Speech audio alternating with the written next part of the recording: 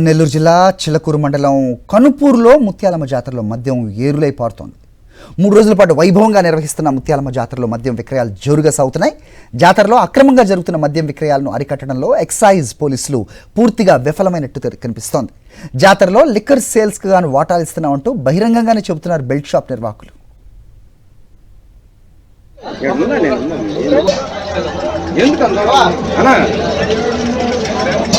Bus అది కొన్నది నేను ఆడబెట్టి అది మీదేం ఎక్సైజ్ వాళ్ళతో మాకు మీకేం బస్ ఎక్సైజ్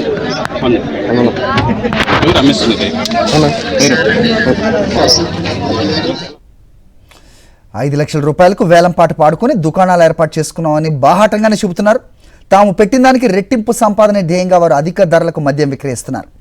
భక్తుల మనోభావాలు దెబ్బతీసేలా ఆలయ పరిసరాలు, జాతరలో మద్యం బెల్ట్ షాపులు ఏర్పాటు చేయడంపై భక్తులు మండిపడుతున్నారు. అధికారుల పనితీరును తీవ్రంగా తప్పుపడుతున్నారు.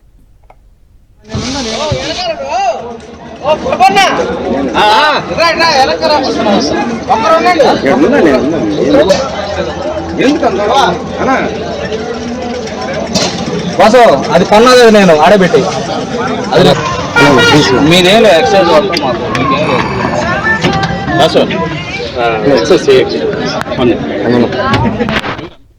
ఇది అంశంపై అప్డేట్స్ మా కరెస్పాండెంట్ లోకేష్ అందిస్తారు. లోకేష్, గత సంవత్సర కాలంగా మీరు వరుసగా ఏదో ఒక చోట బెల్ట్ షాపుల పర్వాన్ని బయట పెడుతూనే ఉన్నారు, కానీ అది ఆగే పరిస్థితి ఏం కనిపించట్లేదు.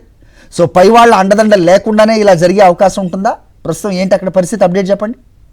సరే, నెల్లూరు జిల్లాలో బెల్ట్ షాపులు, అక్రమ మద్యం అమ్మకాలకు అడ్డుకట్ట వేయాల్సినటువంటి అధికారులే మామూలు మత్తులో తూలుతూ కూడా యథేచ్ఛగా అనుమతులు ఇస్తూ ఎవరు అడ్డొచ్చినా కూడా తామే చూసుకుంటున్నామంటే వ్యవహరిస్తున్నటువంటి తీరు అద్దం పట్టే విధంగా కనబడుతుంది.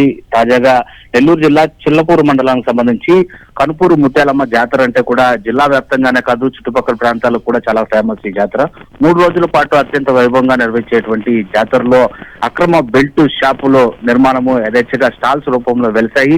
ఈ 3 స్టాల్స్ వెలిసినటువంటి నేపథ్యంలోనే అక్రమ మద్యం అమ్మకాలు జోరుగా కొనసాగుతున్నాయి. అయితే దాన్ని ఛేదించడానికి మన రిపోర్టర్ అక్కడికి వెళ్ళడం జరిగింది. వారిని ఆ మద్యం అమ్మకాలు జరుగుతున్నటువంటి ప్రాంతాన్ని మొత్తం చిత్రీకరించి మద్యం అమ్మకాలు కొనసాగిస్తున్నటువంటి వ్యక్తులతో మాట్లాడితే వారు ఆలయంలో జాతర నిర్వాహకులు చేస్తున్నటువంటి ఈవో నవీన్ తో పాటు ఎక్సైజ్ శాఖ అధికారులకు కూడా మామూలు ఇవ్వడం జరిగింది. దాదాపు 5 లక్షల వరకు తమకు ఖర్చు అయింది. 3 స్టాల్స్ ను పెట్టుకుని 3 రోజుల పాటు విక్రయాలు జరుపుకోవచ్చు అని చెప్పి అనుమతులు ఇచ్చారని చెప్పి ఆలయ ఈవో నవీన్ తో పాటు ఎక్సైజ్ అధికారుల పేర్లు కూడా వెల్లడించినటువంటి పరిస్థితి. ఎంత దారుణమైనటువంటి రీతిలో ఎటువంటి భయం కూడా లేకుండా అక్కడ అక్రమంగా మద్యం అమ్మకాలు చెప్తున్నటువంటి వ్యక్తులే ఈ యథేచ్ఛగా వాళ్ళ అక్రమ దందాకు అనుమతులు మంజూరు చేసినటువంటి అధికారులు, అదేవిధంగా ఆలయ ఈవో పేర్లు చెప్తున్నారు. అంటే ఇక ఏ విధమైనటువంటి తీరులో ఈ నెల్లూరు జిల్లా వ్యాప్తంగా కూడా అక్రమ మద్యం అమ్మకాలు కొనసాగుతున్నాయని చెప్పి కూడా వేరే చెప్పనవసరం అవట్లేదు. Hari. Alright Lokesh, thanks for the inputs. మా ఫోన్ టచ్ చేయబాకు నువ్వు. ఇప్పుడు